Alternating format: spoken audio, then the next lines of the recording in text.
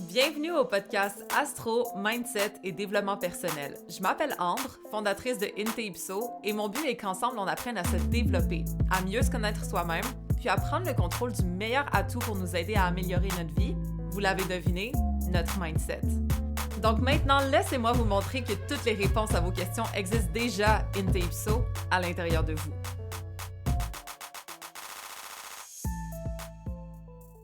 Hello tout le monde! Donc cette semaine, on va parler de mettre du sens sur le passé, le présent et le futur. Et comment on va faire ça? À travers notre mindset, of course, voir la symbolique derrière les choses, ça c'est sûr, mais aussi à l'aide des transits. Parce que veux pas, c'est l'outil numéro 1 pour nous enseigner qu'est-ce qui est en cours en ce moment, quel cycle d'apprentissage on est en train de traverser et d'essayer d'y mettre du sens, justement.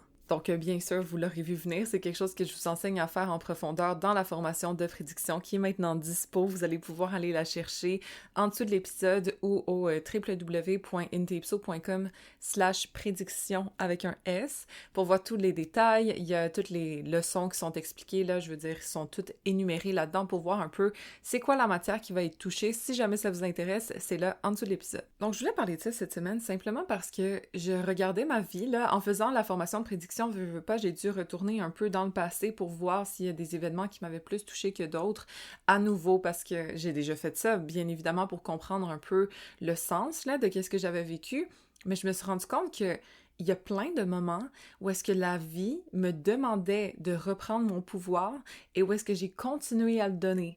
Et tiens, j'étais dans une phase plutonienne, un cycle plutonien, on peut dire, à ce moment-là. Mais si jamais j'avais, exemple, consulté une astrologue ou juste quelqu'un d'objectif qui aurait regardé les cycles dans lesquels j'étais, ça aurait sûrement aidé parce que je me rends compte que, oui, l'événement qui a eu lieu était vraiment en lien avec ce que j'étais censée vivre, ok? Quand on est dans un cycle plutonien, on touche le fond souvent à partir de pertes, à partir de deuil, des fois ça dépend, à partir de parfois manipulation, contrôle, etc. On perd notre pouvoir, on se sent powerless, on se sent hopeless aussi très souvent, mais pour éventuellement se relever et le reprendre, comme je vous dis. Par contre, en regardant tout, là, en regardant mon thème progressé, exemple, en regardant juste à quel moment ces transits-là ont eu lieu, je me rends compte qu'il y avait des moments des fenêtres d'opportunité de partir. Comme sincèrement, là, je les ai pas saisis parce que je n'étais pas rendue là et c'est vraiment correct. Je veux dire, on n'est pas censé être toujours on point puis 100% aligné. Je me rends compte que je l'étais pas, ok, parce que justement, il y avait des belles fenêtres d'opportunité pour moi de grandir, de oui, avoir appris ma leçon, mais d'avancer là, à ce niveau-là, et non de rester prise dans ce cycle plutonien-là. Et pourtant, je les ai pas saisis. Donc, ça veut pas dire qu'on ruine notre vie pour autant, là. Je pense que rien n'arrive pour rien, on s'entend, mais malgré tout, je pense que si j'avais été ma cliente, je me serais conseillé d'essayer de reprendre mon pouvoir, de me détacher de dynamiques qui étaient peut-être un peu oppressantes parce qu'à ce moment-là, j'étais due pour m'en aller. Don't get me wrong, on est dû des fois pour vivre certaines choses, ok? C'est plate à dire, mais l'évolution de notre âme, elle est pas là, elle est pas faite au hasard et il y a des timings où est-ce qu'on est censé vivre des choses qui sont difficiles, éprouvantes, etc. Je suis certaine que ça fait partie de notre contrat d'âme, ok? D'essayer de venir évoluer à partir d'obstacles, of course, parce que de quelle façon on évolue mieux dans la douleur, on s'entend, malheureusement pour nous. Mais il y a aussi dans les transits des moments qui vont être très clairs de où est-ce que enough is enough. Et puis, où est-ce qu'on a encore une fois, des fenêtres d'opportunité d'un nouveau départ qui pourrait être prospère, qui pourrait être intéressant à exploiter. Et pourtant, moi, j'étais encore en train de m'enfoncer plus bas et plus bas et plus bas à ces moments-là. Puis la vie, c'est un petit peu comme ça des fois, hein. C'est comme si tu coules l'examen, tu vas le repasser. Tu vas le repasser jusqu'à temps que tu réussisses. Et j'ai l'impression que j'ai repassé une couple d'examens à ce niveau-là. Du genre, j'aurais pu apprendre ma leçon, j'aurais pu être allée creuser dans les profondeurs de qui je suis au niveau de mes repères, au niveau de qu'est-ce que je pensais être, etc. Avec, en passant, c'était quand Pluton était en Capricorne. Je vous en ai déjà parlé, là, quand même souvent, mais bon, je répète. Pluton, à ce moment-là, a fait une conjonction à mon ascendant. 1 an ou quelques mois plus tard, a fait une conjonction à ma Lune, en même temps qu'un carré à ma Vénus, en même temps qu'un carré à mon Chiron.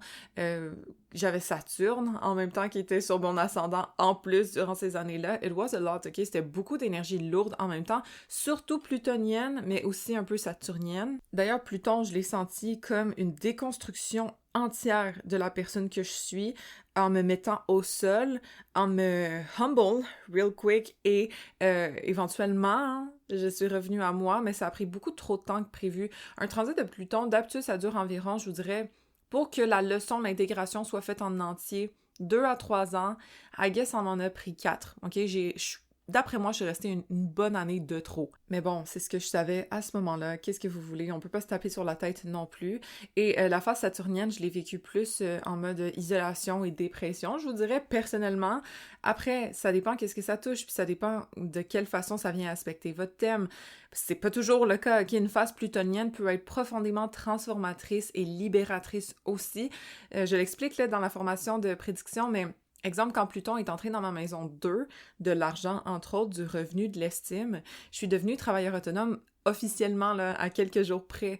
Fait que ça m'a redonné mon pouvoir au niveau, on va dire, financier, au niveau de mon estime, au niveau de, comme, ce que je suis capable de faire moi-même pour gagner de l'argent, disons, ou gagner de la valeur. Ça a été très empowering, mais ça dépend des fois et ça dépend du monde. Bon, fait que quand je regardais mes transits, bien évidemment, Pluton aspectait beaucoup de choses dans mon thème d'une façon profonde, ok. Par contre, il y avait éventuellement des fenêtres d'opportunité pour me libérer de tout ça, pour avoir appris ma leçon puis passer à autre chose, commencer doucement à me reconstruire. Et je me rappelle qu'à ces moments-là, j'ai décidé de continuer, de rester avec cet homme-là, de persister, hein, comme une bonne, justement, scorpionne qui est très, très résiliente puis qui est capable d'en prendre puis qui va y aller jusqu'au bout. Mais fuck, le bout, là, il était déjà là, ben j'ai décidé de creuser dans le sous-sol en plus, juste pour être sûr qu'il n'y ait rien de mieux là-bas. Je recommande pas, ok? Mais pour vous mettre en contexte, exemple, à quelques reprises, moi et mon ex, on s'est séparés. La première fois aurait pu être un moment très libérateur dans le coin de novembre 2020. À ce moment-là, déjà, il y avait beaucoup de choses qui étaient passées, là, OK? On aurait pu mettre ça derrière nous. J'aurais pu recommencer une nouvelle identité. D'ailleurs, dans mon retour solaire de cette année-là, c'était vraiment une nouvelle année identitaire pour moi. D'ailleurs, c'était une nouvelle lune éclipse, là, comme une éclipse solaire qui avait lieu au degré près de mon soleil. Littéralement, une éclipse à sa fête, c'est rare, OK? Puis c'est quand même important. C'était le nœud sud. Dans mon cas, qui était conjoint, mon soleil, tiens, une belle purge d'ego ici, une belle purge d'identité. Mais techniquement, ça aurait pu être une opportunité de recommencer, OK, et de repartir à neuf, d'avoir nettoyé, purgé mon ego à fond avec cet homme-là, et puis ensuite repartir à neuf encore une fois. Mais guess what? J'ai décidé qu'on allait se remettre ensemble, et qu'est-ce qui s'est passé? Ça a été de pire en pire en pire en pire. Sincèrement, à partir de là, c'était le début de la fin, là, ça n'a jamais été aussi mauvais. En 2021, ça a été horrible, et en 2022, ça a été low-key pire. Puis en 2021 aussi, j'avais eu une opportunité de repartir. J'avais dans mon thème progressé cette fois une nouvelle lune progressée. Donc mon soleil progressé en Sagittaire, la lune progressée en Sagittaire a fait une conjonction. Fait que tu sais, d'habitude, là, je l'explique d'ailleurs dans la formation de prédiction, mais ça, c'est une nouvelle lune identitaire d'une façon plus symbolique, parce que le thème progressé, c'est notre évolution intérieure, mais j'étais censée être ailleurs à ce moment-là. J'expliquais que j'étais en voyage, puis d'ailleurs, c'est vrai, seule, très isolée. J'étais avec mon ex, mais tu sais, je me sentais vraiment là, face à tous mes bobos, isolée, mise de côté, en train de travailler mon subconscient à fond, essayer de me reprogrammer pour fitter ses standards, ce genre de choses, comme essayer de voir qu'est-ce qui cloche chez moi. Ça faisait des années que je faisais ça, mais là, c'était un nouveau départ.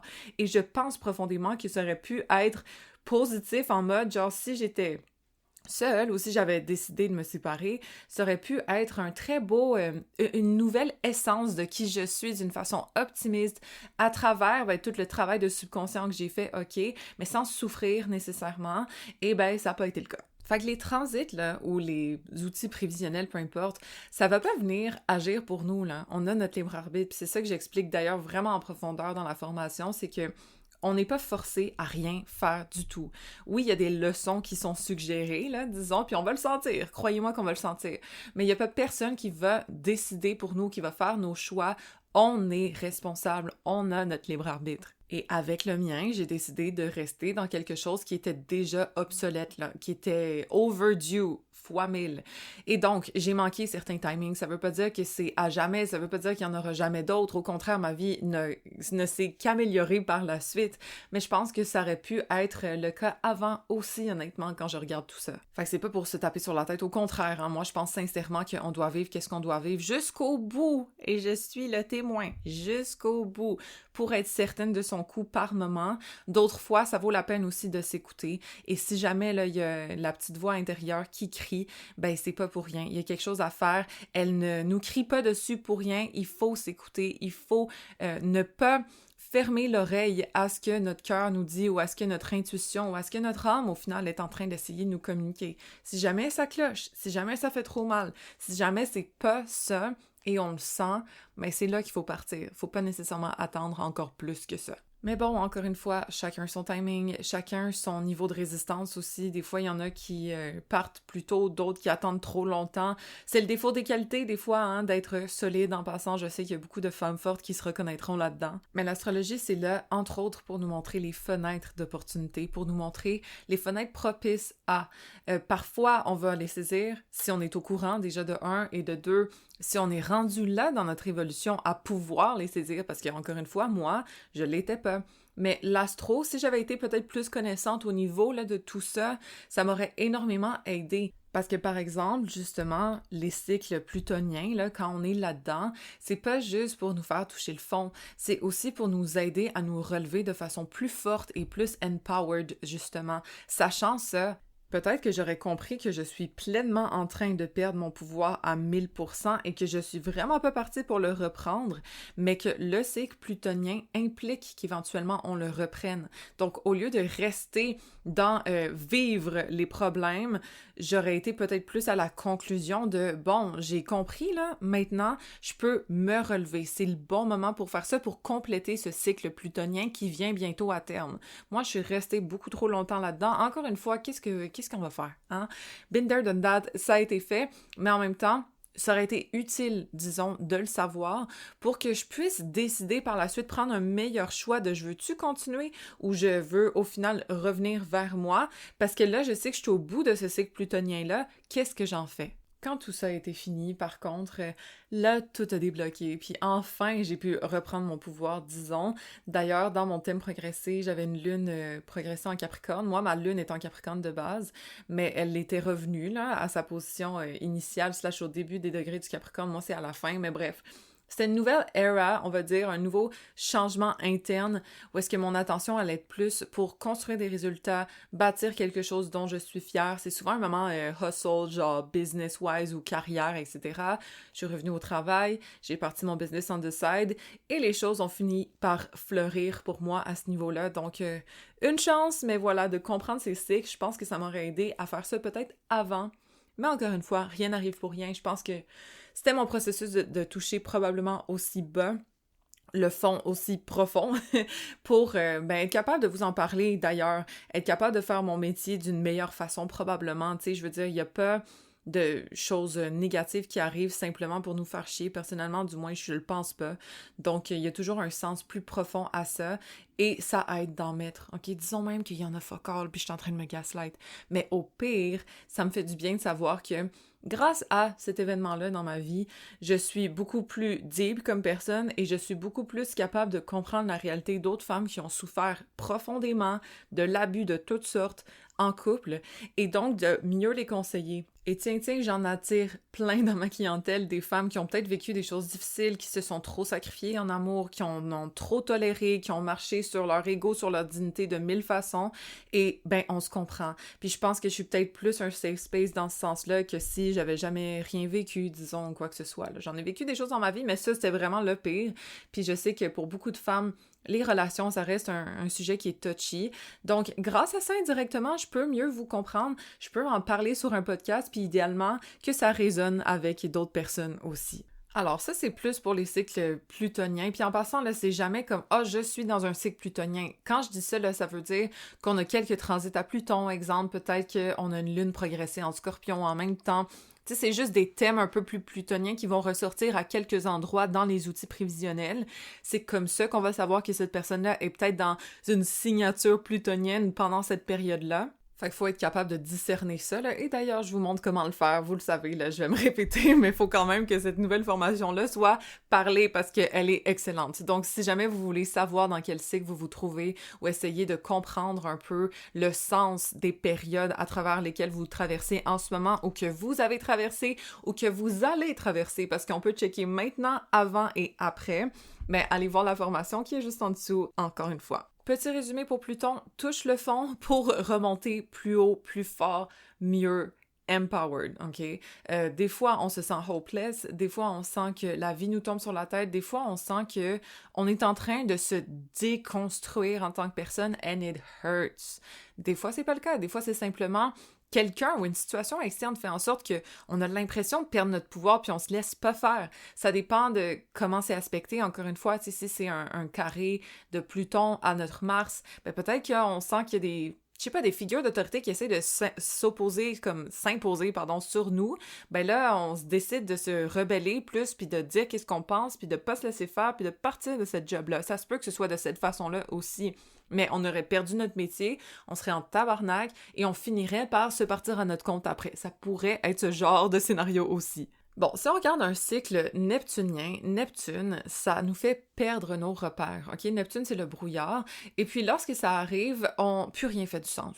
On est comme, ce que je pensais être vrai, I don't know anymore. What the fuck? Ça vient embrouiller tout ce qu'on pensait être vrai pour nous faire remettre en question les choses et aller chercher les réponses à l'intérieur de soi.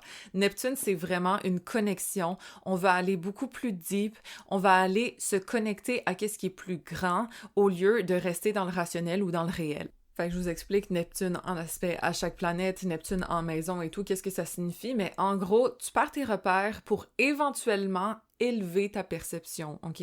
Que ce soit de Vénus, de l'amour, Mercure du mental, en gros, tu viens raffiner en perdant tout ce que tu sais pour le retrouver autrement. Fait que d'essayer de trouver des réponses ou de faire des actions ou d'avancer ou de régler des problèmes dans une phase neptunienne, c'est pas tant recommandé simplement parce que tu le sauras pas, ok? Donne-toi une chance, sois empathique, et laisse-toi porter, laisse-toi connecter à ce qu'il y a de plus deep, encore une fois, parce que les réponses ne vont pas te tomber dans la tête, ils vont se trouver dans ton cœur, dans ton inspiration, et donc c'est le moment de développer sa foi. Bon, pour ce qui est de Uranus, Uranus, ça choque, ok? Uranus, ça vient secouer ce qu'on pensait être bien défini en mode « là, j'ai ma job, là, j'ai mon couple, là, j'ai... » Ben, si jamais t'as oublié une partie de toi à travers ton couple, ta job, etc., ça va crier, ok? Uranus, c'est le rebelle. Uranus, c'est celui qui vient réveiller qu'est-ce qui était étouffé, restreint. Fait que la dernière chose à faire pendant un cycle d'Uranus, c'est de te conformer. C'est de faire qu'est-ce que les autres veulent que tu fasses.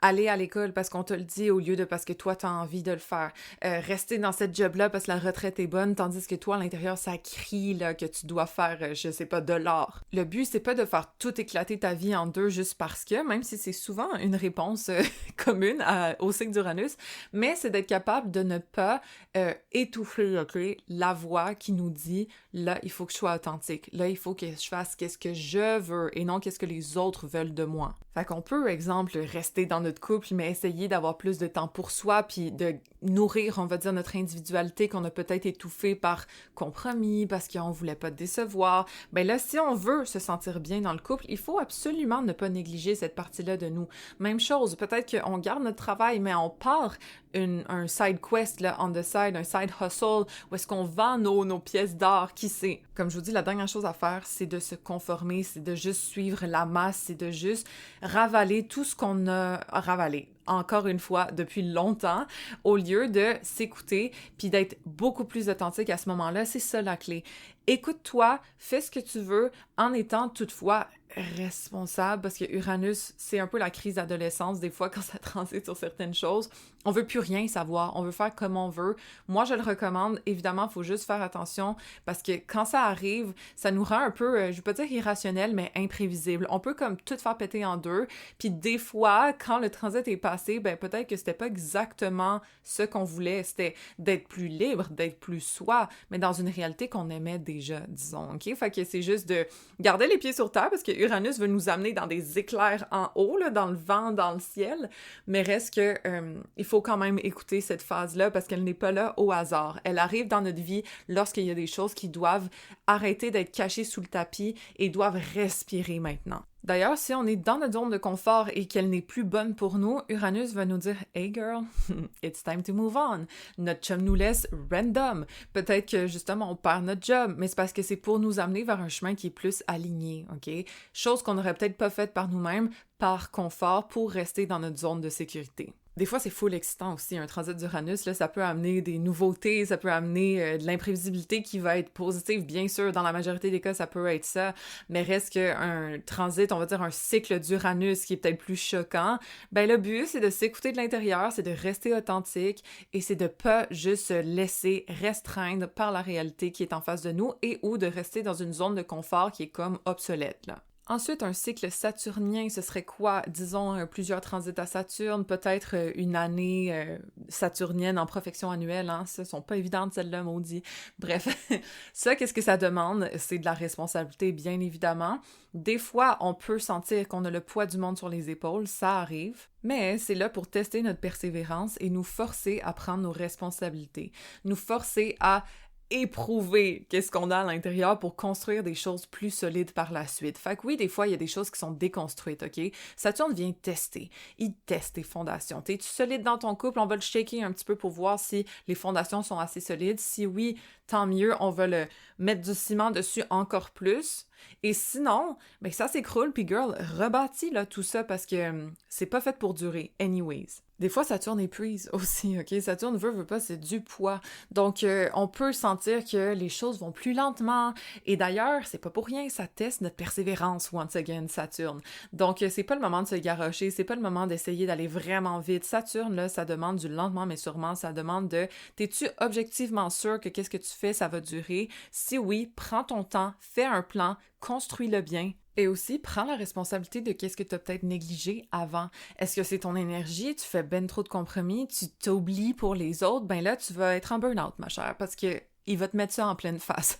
Pas pour... Là, j'exagère, OK? Mais c'est souvent le cas. Pour toutes celles qui ont vécu un burn-out au courant de 2023-2025, c'est probablement Saturne en Poisson qui faisait un aspect ou qui était dans votre maison 10 quelque chose. En gros, Saturne, ça nous demande de nous responsabiliser, là. Et des fois, ça peut être super le fun. Si t'es quelqu'un de responsable qui a jamais trop niaisé, là, par rapport à, je sais pas, ta carrière, mais peut-être que ça peut être une montée d'autorité à ce moment-là. Peut-être tu peux avoir plus de responsabilités et être plus rémunéré pour, comme, récompenser pour ça. C'est possible aussi, là, je l'ai vu très souvent. Mais dépendamment des aspects, dépendamment de où est-ce que ça tombe dans le thème, des fois Saturne, ça peut déprimer un petit peu. Si jamais Saturne a fait un aspect à votre lune, oui, exemple, ça peut être genre un déménagement, mais ça peut être aussi une dépression, là. Ça peut être un moment où est-ce qu'on restructure nos repères, donc être ailleurs, déménager, domicile, whatever, mais ça peut être aussi où est-ce qu'on doit prendre la responsabilité de comment on se sent. Et donc, si on est quelqu'un qui néglige un peu ses besoins, ou si on est quelqu'un qui met toujours comme ses ressentis de côté, ça se peut qu'on soit confronté à ça et qu'on n'ait pas le choix de prendre la responsabilité de comment on se sent pour se guérir, OK? Être responsable de nos émotions, c'est entre autres s'accorder de l'empathie puis être capable de se gérer soi-même au lieu de se mettre de côté tout le temps. Des fois, on peut se sentir un peu plus seul pendant les périodes saturniennes. On peut sentir un peu que la vie est genre vraiment pas si positive que ça, là. On se réveille le matin puis on est comme... I'm grateful to be here, but I don't know why. OK, c'est un peu ça. C'est plus comme, maudit, j'aimerais ça avoir la joie de vivre, j'aimerais ça être excitée par la vie comme avant, mais là, je le sens vraiment pas. Voilà, c'est normal, mais c'est le moment d'être capable de se donner de l'empathie à travers ce processus-là, parce qu'une phase saturnienne, c'est lentement mais sûrement. Ça demande des efforts, ça demande de la conscience, ça demande de la persévérance. C'est pas facile entre vous et moi, mais ça finit souvent par passer et après, on est fier de qu'est-ce qu'on a construit. On est fier d'avoir tenu le coup, on est fier des efforts qu'on a mis. Et souvent, c'est un bon moment de reconstruction en passant. Si jamais, exemple, c'est conjoint votre lune, ben peut-être que vous êtes tellement déprimé que vous décidez de vous prendre en main puis de rentrer dans la diète mentale. tiens, mais tu sais, exemple, de commencer à faire des affirmations, même si on a le sourire à terre puis on est comme dégoûté là, de notre quotidien, ben on fait quelque chose, on prend nos responsabilités, on met un effort conscient à notre bien-être et éventuellement, on garde ces habitudes-là comme fondation après, dans le temps. Fait que c'est quand même super intéressant, là. On peut se reconstruire à à ces moments-là, restructurer la planète qui est aspectée par Saturne, disons, ça peut être super constructif dans ce sens-là. Et ensuite, on a les cycles jupitériens, et ça, c'est des moments d'habitude où est-ce qu'on sent qu'on a le vent dans les voiles. C'est rarement négatif, là, un cycle de Jupiter, je veux dire, c'est pas la planète la plus transformatrice non plus. Les autres qui sont plus durs ne veulent pas dire qu'ils sont juste difficiles et comme fuck nous, là, quand on est en train de vivre ces transits-là. C'est plus qu'ils vont aller nous transformer d'une façon qui est peut-être plus deep. Tandis que Jupiter va venir peut-être alléger, ouvrir, libérer, améliorer la planète qui va être aspectée. Ou si jamais, je sais pas, on est dans une année de profection jupitérienne, justement, les choses vont peut-être aller mieux, ou on va sentir qu'on est plus léger de l'intérieur. C'est quand même agréable entre vous et moi. Après, c'est pas juste du beau, des papillons, des fleurs. Des fois, les années jupitériennes, ça peut être des années où est-ce qu'on prend un peu les choses pour acquis, où est-ce qu'on sent que comme les choses vont bien se passer anyways, tu sais, puis on ne capitalise pas dessus. Je veux dire, il peut avoir encore une fois une belle journée de soleil, mais si tu restes chez vous à l'air climatisé puis tu sors pas dehors, tu vas pas profiter des beaux rayons puis de la belle température puis des oiseaux qui chantent dans les arbres comme... Voilà, OK? Ça veut pas dire que ça va être haché, t'es chez vous, t'es bien, mais t'aurais pu être encore mieux à faire un pique-nique dehors avec ton chum sur le bord de l'eau. Fait que quand on voit qu'il y a une année jupitérienne ou des transits de Jupiter, on est comme dans un cycle jupitérien justement, ça vaut la peine de le savoir à l'avance, comme ça on peut capitaliser dessus, comme ça on peut faire des moves un peu plus bold et se dire que ça va sûrement être bien reçu par l'univers, parce que Jupiter, ça veut du plus grand, ça veut du mieux, ça veut du comme « let's do it ». Et donc, au lieu de rester safe, ça veut pas dire prendre des risques à outre mesure non plus, là, mais je pense que si jamais, je sais pas, tu veux te lancer en business, mais quand t'es dans une année jupitérienne, ça peut être super bon parce que c'est un petit peu plus prospère peut-être qu'une année saturnienne où est-ce que ce serait plus du gros hustle, du travail fort, de comme persévérance, ok? C'est bon pour un business, don't get me wrong, ça peut bâtir des super bonnes fondations, mais on s'entend que c'est plus le fun d'avoir du vent dans les voiles, des clients qui nous trouvent facilement, puis comme de l'inspiration quotidienne, genre. En tout cas, fait qu'une année jupitérienne, ça peut être une année où est-ce qu'on prend de l'expansion, ça peut être on élargit nos perspectives, ça peut être on essaye de voir la vie d'une meilleure façon, on peut explorer davantage, parler d'une nouvelle personne, aller à l'étranger, partir des projets, partager ce qu'on sait avec le monde, apprendre des nouvelles choses. Tout ça, c'est recommandé quand Jupiter aspecte des planètes et où on est dans des cycles jupitériens, disons. Mais là, c'est quand même tricky, puis je le mentionne dans la formation de prédiction, c'est que Jupiter, des fois, peut amener... je veux mieux, là, je suis tannée, je veux me libérer, ok? Exemple, un transit de Jupiter en maison 7, j'ai vu plein de ruptures à ce moment-là. Et pourtant, c'est un très beau transit relationnel, usually. Mais si t'es pas full bien ou si tu sens que t'es pas exactement à la bonne place, ça se peut que ce moment-là te donne le courage de partir aussi. Mais bon, mon conseil, quand on voit qu'on a plusieurs transits de Jupiter ou qu'il y a quelque chose de jupitérien, là, une signature jupitérienne qui arrive pour nous, c'est bon d'en profiter, c'est bon de se mettre out there, c'est bon de comme s'ouvrir au monde parce qu'en général, le monde s'ouvre à nous aussi en même temps. Donc, ça vous donne une petite idée de à quel point c'est intéressant de connaître nos signatures, les cycles dans lesquels on traverse. Comme je vous dis, c'est pas blanc ou noir, là, c'est pas comme « Ah oui, toi, t'es dans un cycle saturnien, ouais ». Il faut être capable de décortiquer et de discerner tout ce qui se passe pour savoir à travers plusieurs outils, ce que je vous montre à faire d'ailleurs là, dans la formation de prédiction, si ça vous intéresse. Il y a un prix de lancement en passant qui est limité, là, je l'ai pas dit, mais il va y avoir quelques coupons de disponibles seulement pour le prix de lancement. Fait que allez voir ça sur Instagram, écrivez-moi si jamais vous le trouvez pas, je peux toujours vous répondre en DM. Elle va être à 200$ de rabais pour son prix de lancement et ça ne va pas revenir jusqu'à probablement l'automne prochain. Donc, à voir si jamais vous voulez apprendre avec moi à comprendre vos cycles, à mettre du sens, de la symbolique. Moi, c'est ça qui est vraiment fort là en prédiction, je trouve. C'est pas tant les événements marquants en mode « Ah oui, tu te sépares, ah oui, tu te maries ». C'est plus « C'est quoi la leçon en ce moment que tu es censé comprendre et qu'est-ce que tu vas en faire ». C'est surtout ça que moi, perso, je communique à mes clients et que je vous ai transmis à travers la formation aussi. Donc, en espérant que ça fasse du sens, en espérant que vous ayez aimé cet épisode, je sais que, bon, ça reste des termes un peu complexes, là, pour ceux qui s'y connaissent un petit peu moins en astro, I'm sorry, mais au moins, ça peut vous faire réfléchir, ah, ben si je me sens seule, puis je sens que la vie est un peu contre moi, puis je sens qu'il faut que j'y aille lentement, mais sûrement, peut-être que je suis dans un cycle saturnien, hein, ce serait possible, faudrait que j'aille voir ça. Vous pouvez toujours prendre un rendez-vous avec moi aussi, si jamais vous voulez qu'on regarde ça ensemble, of course, mais je vous encourage à aussi comprendre par vous-même qu'est-ce qui se passe, parce que c'est tellement une belle compétence à avoir, là. Après, dans notre vie, il n'y a plus de néant. OK? On a un peu plus de clarté par rapport à qu'est-ce qu'on est en train de vivre, sans avoir toutes les réponses, on s'entend là, parce que les réponses existent à l'intérieur de nous anyways, mais au moins on sait dans quoi on est en train de naviguer, on sait que c'est une tempête de nuages pluvieux, et on sait que ça va être une belle, peut-être, ouverture de vent propice au sailing, là, je pense à un bateau, whatever. Je sais pas pourquoi je dérape là, mais vous comprenez que des fois ça aide de voir un peu qu'est-ce qu'il y a devant, sans connaître tous les détails, mais avoir une bonne idée de dans quoi on va naviguer au courant des prochains mois, des prochaines années. Moi, je trouve perso que c'est quelque chose qui vaut de l'or, et donc c'est pour ça que je vous ai transmis mes connaissances et que j'espère que vous allez être capable de l'utiliser pour vous parce que it's worth gold, I swear. Alors sur ce, on se rejoint la semaine prochaine. J'espère que vous avez aimé cet épisode-là. Rappelez-vous que toutes les réponses existent déjà in te ipso à l'intérieur de vous.